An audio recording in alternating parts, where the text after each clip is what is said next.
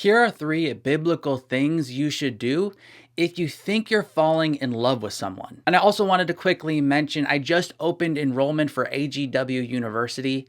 In addition to all the courses I've been offering in the past, I'm also excited to announce I just released 2 new courses.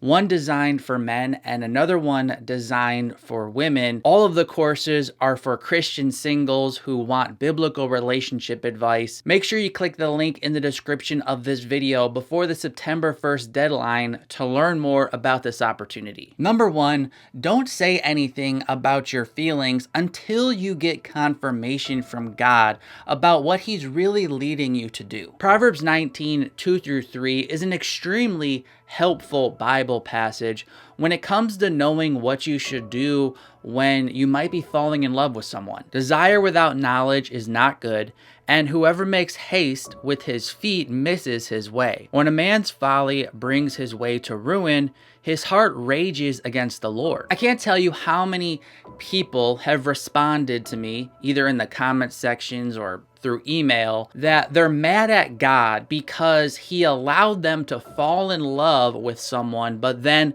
it didn't work out. They say things like, why would God let me fall in love with someone who didn't love me back? Or why didn't God stop me from falling in love if He knew this would bring so much pain into my life? Or they say, I think I scared this person off because I came on too strong. Romantic love is different in the Bible compared to the general Christian love that all of us are supposed to give all the time. Christian love can be given to anyone. You don't have to particularly like that person that much. That person doesn't really need to like you that much. But romantic love is in a different category in Scripture. Sometimes we mistake romantic love with infatuation. Sometimes you fall in romantic love, so to speak, but that person isn't prepared to love you back in a healthy way. Or maybe God will let you both be in love with each other romantically, but not right at this time. Where again, as that general Christian love can always happen no matter what, romantic love does need certain circumstances to be present for it to flourish. The best biblical thing you can do is just slow down and get confirmation to really confirm that this truly is God leading you. Overall, you just don't want to be that person mentioned in Proverbs 19:2-3, where they rush ahead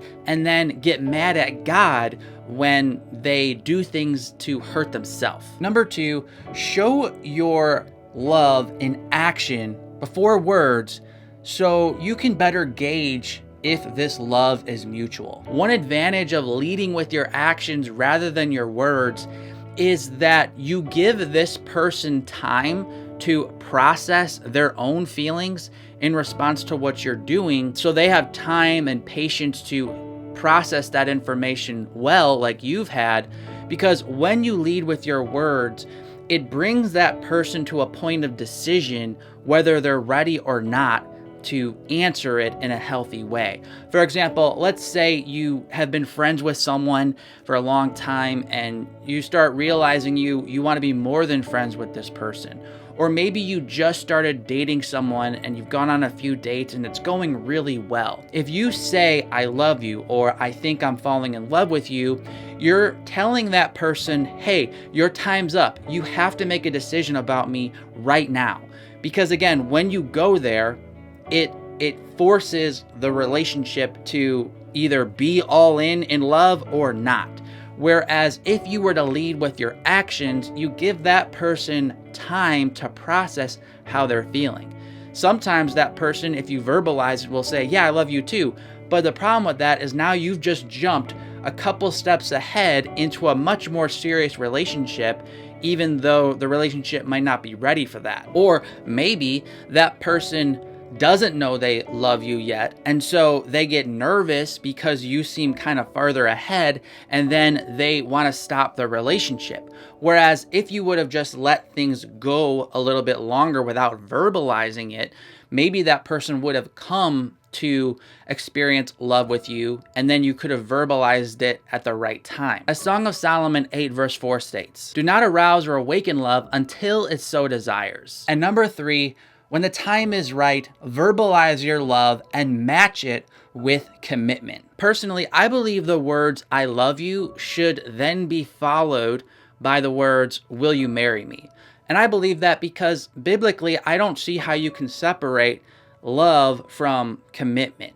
Now, that statement kind of seems to relate more towards the men because traditionally they're the ones proposing to a woman. But even if you're a woman and you start dating a man and you want to say "I love you" to that man, you should be prepared to then marry that man if you do say those words. Now, let's say you have a different view. That's completely fine. That advice I gave could certainly be subjective and interpreted differently.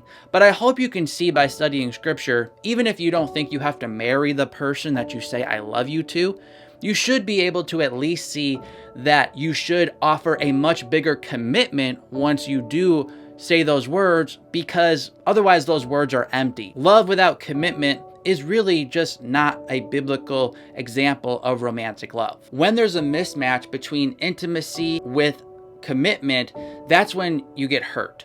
The highest forms of intimacy should only be expressed in the safest place, which is marriage, because marriage provides the greatest amount of commitment. Do you want more biblical relationship advice that helps you date and pursue marriage in a holy way that honors the Lord? If so, feel free to check out AGW University. That's where I offer my more in-depth biblical teachings about relationships, because it's just not possible to go that deep on YouTube. There's a lot more resources and tools at AGW University to help us unpack what the Bible really says. Feel free to click the link in the description of this video before the September 1st deadline.